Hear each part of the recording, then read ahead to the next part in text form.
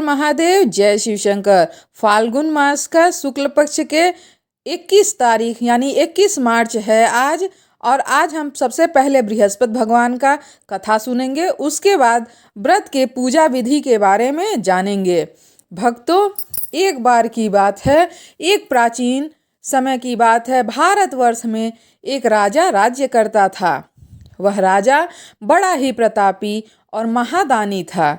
वह रोज गरीबों और ब्राह्मणों की सेवा सहायता किया करता था। वह प्रतिदिन मंदिर में भगवान के दर्शन करने जाता था, लेकिन यह बात उसकी रानी को अच्छी नहीं लगती थी। वह न ही पूजन करती थी और न ही दान करने में उसका मन लगता था। एक दिन राजा शिकार खेलने वन को गए हुए थे, तो रानी और दासी महल में अकेले थी। उसी समय बृहस्पति देव साधु वेश में राजा के महल में भिक्षा के लिए पधारे और भिक्षा मांगी, तो रानी ने भिक्षा देने से मना कर दिया।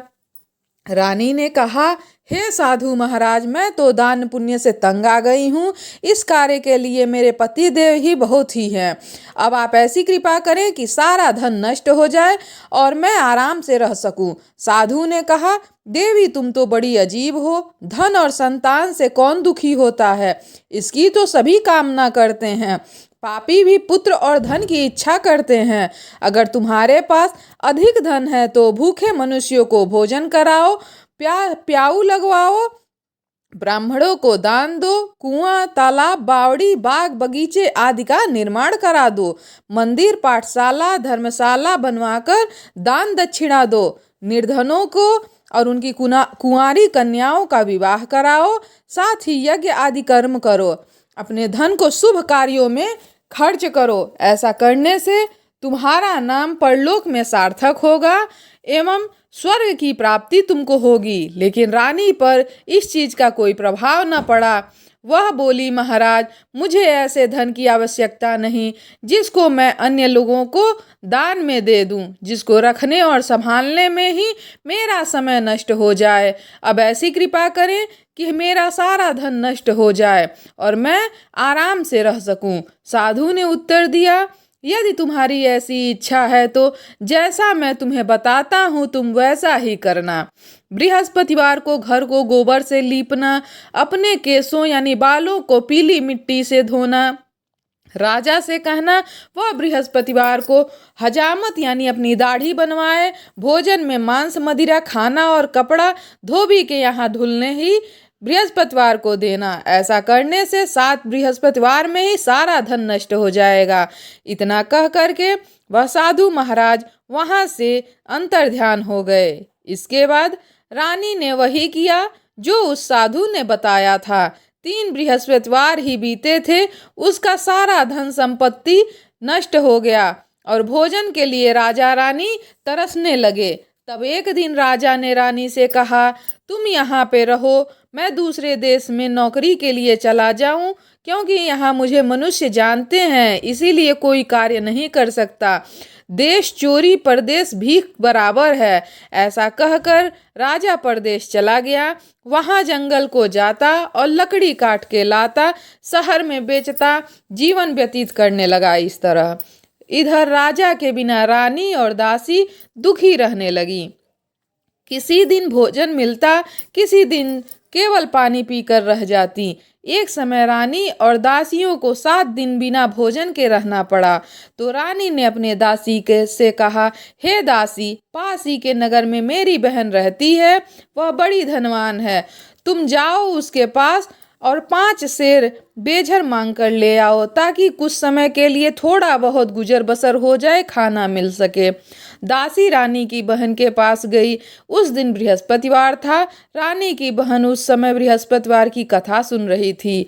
दासी ने रानी की बहन को अपनी रानी का संदेश दिया, लेकिन रानी की बहन ने कोई उत्तर नहीं दिया। जब दासी को रानी की बहन कोई उत्तर नहीं मिला तो वह बहुत ही दुखी हो गई। उसे गुस्सा भी आया। दासी ने वापस आकर के रानी को सारी बात बता दी। रानी सुनकर के रानी ने कहा कि दासी, इसमें उसका कोई दोष नहीं है। जब बुरे दिन आते हैं तब कोई सहारा नहीं होता। अच्छे बुरे का पता विपत्ति में ही लगता है। जो ईश्वर की इच्छा होगी वही होगा, यह सब हमारे भाग्य का ही खेल है। यह सब कह करके रानी अपने भाग्य को कोसने लगी।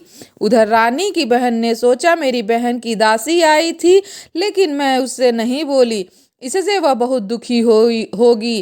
कथा सुनकर पूजन समाप्त कर वह अपनी बहन के घर गई और कहने लगी, हे बहन, मैं बृहस्पतिवार का व्रत कर रही थी, तुम्हारी दासी गई, लेकिन जब कथा हो रही थी तब तक न उठते हैं और ना ही बोलते हैं, इसीलिए मैं नहीं बोली। कहो दासी, क्यों गई थी तुम? रानी बोली, बहन, हमारे घर अनाज नहीं है। ऐसा कहते कहते रानी रोने लगी। उसने दासियों समेत 7 दिन तक भूखा रहने की अपनी बहन को ये सारी बात बताई। इसीलिए मैंने दासी को तुम्हारे पास 5 सेर बेझड़ लेने को भेजा था। रानी की बहन बोली, बहन देखो, बृहस्पति देव सबकी मनोकामना पूर्ण करते हैं। देखो, शायद तुम्हारे घर में अनाज रखा हो। पहले तो रानी को विश्वास नहीं हुआ, परंतु बहन के आग्रह करने पर उसने दासी को अंदर भेजा। दासी घर के अंदर गई तो वहां पर एक घड़ा बेझर से भरा मिल गया। उसे बड़ी हैरानी हुई। उसने बाहर आकर रानी को बताया। दासी रानी से कहने लगी, हे रानी, जब हमको भोजन नहीं मिलता तो हम व्रत ही तो करते हैं, इसीलिए क्यों न इनसे व्रत और कथा की विधि पूछ ली जाए, हम भी व्रत किया करेंगे। दासी के कहने पे रानी ने अपनी बहन से बृहस्पति भगवान के व्रत के बारे में पूछा। उसकी बहन ने बताया, बृहस्पतिवार के व्रत में चने के दाल, गुड़ और मुनक्का से विष्णु भगवान का केले के वृक्ष की जड़ में पूजन करें तथा दीपक अवश्य जलाएं, कथा अवश्य सुने। उस दिन एक ही समय भोजन करें। भोजन में पीले खाद्य पदार्थ यानी पीले तरह के खाना जरूर खाएं, इससे गुरु भगवान प्रसन्न होते हैं, अन्न पुत्र धन का वरदान देते हैं, सभी मनोकामना पूर्ण करते हैं। व्रत और पूजन की विधि बता करके रानी की बहन अपने घर को चली गई। रानी और दासी दोनों ने निश्चय किया कि बृहस्पति देव भगवान का पूजन जरूर करेंगे। 7 रोज बाद जब बृहस्पतिवार आया तो उन्होंने व्रत रखा। गुड़साल में जाकर चना गुड़ बीन लाई तथा उसकी दाल से केले की जड़ और विष्णु भगवान का पूजन किया। अब पीला भोजन कहाँ से आए? दोनों अत्यंत दुखी हुई, परंतु उन्होंने व्रत किया था, इसीलिए बृहस्पति देव भगवान प्रसन्न थे।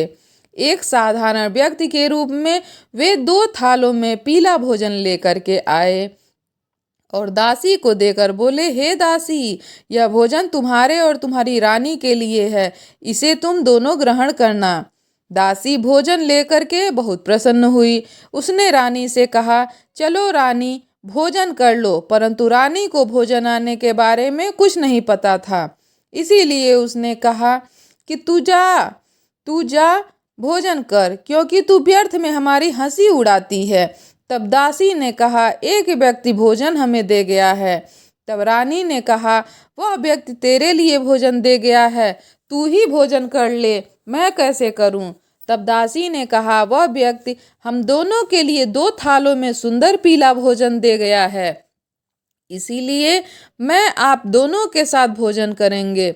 यह सुनकर रानी अत्यंत प्रसन्न हुई और दोनों ने खुश होकर गुरु भगवान को नमस्कार कर भोजन किया। इसके बाद से वे प्रत्येक बृहस्पतिवार को गुरु भगवान का व्रत और पूजन करने लगी। बृहस्पति भगवान की कृपा से उनके पास बहुत सारा धन आ गया, लेकिन रानी फिर पहले की तरह आलस्य में रहने लगी।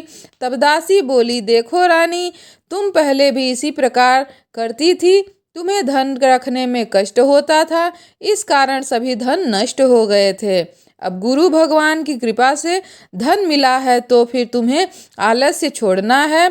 बड़ी मुसीबतों के बाद हमने यह धन पाया है, इसीलिए हे रानी, हमें दान पुण्य अवश्य करना चाहिए। अब तुम भूखे मनुष्यों को भोजन कराओ, प्याऊ लगवाओ, पानी पिलाओ, ब्राह्मणों को दान दो, कुआं, तालाब, बावड़ी और बाग बगीचे आदि का निर्माण कराओ, मंदिर, पाठशाला और धर्मशाला बनवाकर दान दो, निर्धनों की कुंवारी कन्याओं का विवाह कराओ, साथ ही यज्ञ आदि कर्म करो, अपने धन को शुभ कार्यों में ही खर्च करो, जिससे तुम्हारे कुल का यश बढ़े और स्वर्ग प्राप्त हो और पितर जो है वो प्रसन्न हो।